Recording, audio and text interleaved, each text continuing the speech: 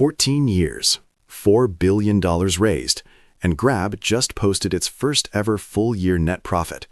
The stock fell 15%. Welcome to Asia Tech Macro. I'm Alex. And I'm Maya. Today, we're doing the Southeast Asia Super App reassessment that's been overdue for at least 2 years. Grab, Sea Limited, GoTo, 3 companies that were supposed to define the region's digital economy. In 2026, one is profitable and falling, one is quietly winning, and one is fighting for survival. And the story of why tells you everything about what actually works in emerging market tech investing. Let's run the numbers. Grab reported its first ever full-year net profit for 2025, 14 years after founding. EBITDA came in ahead of prior guidance. The company has set a target to nearly triple EBITDA to $1.5 billion by 2028. It has approximately $6 billion in cash. And yet, the stock is down more than 15% year-to-date in early 2026, underperforming even Uber, which is down 11%. The reason? 2026 revenue and adjusted EBITDA guidance came in below Wall Street estimates. Profitability arrived, but the growth reacceleration that investors were pricing in did not. Sea Limited tells the opposite story. Its financial services arm, recently rebranded to Monet, grew revenue 57.6% year-over-year in Q1 2025 and reached $2.4 billion for the full year. Shopee continues to expand monetization. Sea stock has significantly outperformed Grab over the past 12 months, a remarkable reversal given that 2 years ago, Sea was the one being written off after its aggressive cost-cutting cycle. The difference is that Sea cut early, cut deep, and emerged with a leaner cost structure before the AI investment cycle began. And then there's GoTo. Indonesia's tech giant is the most complicated story of the three. Revenue of $1 billion in 2025, up from prior years, but profitability remains elusive. GoTo holds a 22% stake in Bank Jago, and its GoPay financial services unit saw revenue almost double, but the core ride-hailing and delivery business continues to bleed.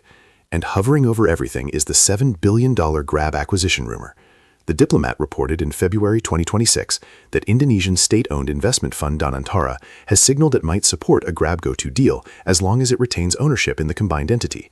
Regulatory review in Indonesia, Singapore, and Malaysia is expected in the first half of 2026. That potential merger is the single biggest catalyst in Southeast Asian tech right now. If it goes through, Grab would become a near monopoly across ride-hailing and food delivery in the region's 2 largest markets, Indonesia and Malaysia.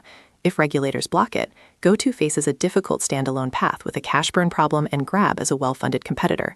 There is no neutral outcome here. And the AI dimension cuts across all 3 companies in ways that are just beginning to materialize. Grab's president Alex Hungate told Reuters explicitly that rather than integrating with ChatGPT or other standalone chatbots, Grab is building its own AI agents for drivers, merchants, and customers. Sea is embedding AI into Shopee's recommendation and logistics systems. GoTo is the most exposed to being disrupted by AI-native competitors before it completes its own transformation. In Segment 2, we get into the structural tensions underneath all of this. Stay with us. Okay, Segment 2. The core strategic tension for all 3 companies is the same. They built their user bases through subsidies, and they now need to monetize those bases through financial services without losing users to cheaper competitors in the process. Maya, let's unpack why that transition is harder than it looks. Right. The blitzscaling era, Grab, GoTo, Sea, raising billions and burning cash to acquire users, created something genuinely valuable: digital behavior change at scale. Hundreds of millions of Southeast Asians who had never used digital payments now transact online daily. That behavioral shift is real and durable, but the unit economics of the businesses that drove that shift are not. Ride-hailing and food delivery are structurally low margin at best, negative margin at worst in competitive markets. The only way these companies work long-term is if the payments and financial services layer generates enough margin to subsidize the core services. And that's why the fintech numbers matter so much. Grab's total loans disbursed reached $566 million as of March 2025, up 56% year-over-year. Sea's Monet financial services revenue is growing at 57% annually. GoTo's financial services unit revenue almost doubled. The direction is right, but the scale relative to the addressable opportunity is still small. Southeast Asia has approximately 290 million underbanked adults. The 3 super apps combined have barely scratched the surface of that opportunity. The question is whether they can reach it before pure-play digital banks and regional fintech competitors do. Okay, devil's advocate. Isn't the competitive mode of these super apps actually stronger than pure fintech players in this specific market? Because the trust layer is everything in Southeast Asian financial services.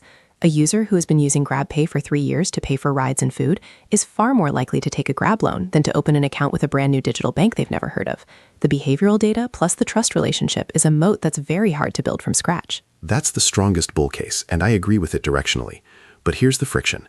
All three companies are trying to build that financial services moat while simultaneously dealing with the operational complexity of running logistics, ride-hailing, and e-commerce.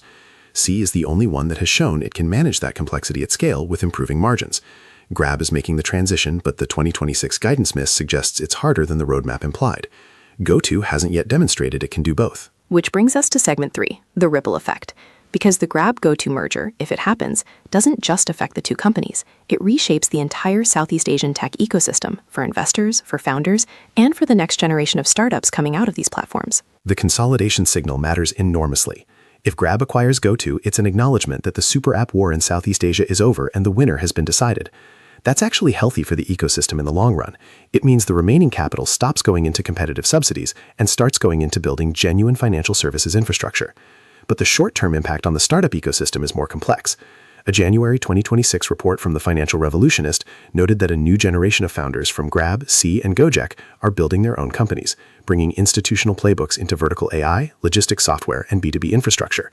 Paradoxically, consolidation at the top might accelerate innovation at the next layer down. And the investor implication is significant.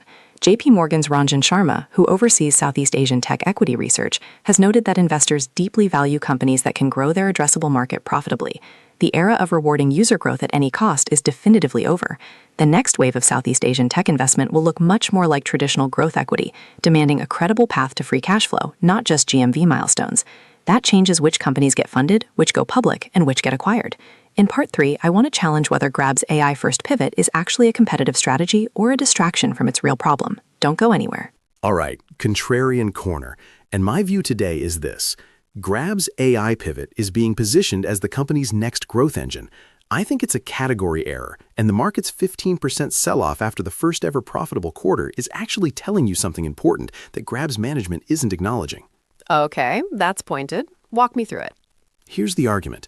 Grab's core business is a logistics and transportation marketplace. Its competitive advantage is driver supply, geographic density, and consumer habit in specific urban markets. Those advantages are real and durable, but they have nothing to do with AI. When Grab's president says they're building proprietary AI agents instead of integrating with existing models, that's not a technology strategy. That's a capital allocation decision to spend on something that won't move the needle on the metrics that actually drive the stock. Uber doesn't win because it has better AI than Lyft. It wins because it has more drivers in more cities. The same logic applies to Grab. But isn't AI genuinely transformative for the operational layer of a logistics business? Route optimization, demand forecasting, driver earnings maximization, these are real use cases where better AI models create measurable cost improvements. It's not just a buzzword in this context. For operational AI, absolutely. Using AI to optimize routing or reduce empty miles, that's legitimate, and Grab should be doing it. But that's not what the press releases are describing. They're describing consumer-facing AI agents, merchant AI tools, driver AI assistants. That's product development competing with every other app on a user's phone for engagement time. And here's the uncomfortable question. Does a person ordering Grab food in Jakarta care whether the recommendation came from a sophisticated AI model or a simple collaborative filter? The evidence from Meituan in China, the most sophisticated food delivery AI operation in the world, is that AI improves margins at the back end, but barely moves consumer behavior at the front end. So the bear case for Grab's AI strategy is it's allocating capital toward consumer-facing AI features that won't differentiate the product, while the actual value driver, financial services penetration, requires regulatory capital, credit risk management, and trust building that has nothing to do with large language models. Exactly. And Sea Limited's outperformance tells you what the market actually rewards. Sea didn't announce an AI moonshot. It cut costs, focused on financial services unit economics, and let the numbers speak. The stock is up significantly. Grab announced profitability and an AI pivot, and the stock fell 15%. The market is telling you which strategy it believes in. And the question I want our listeners to sit with is this.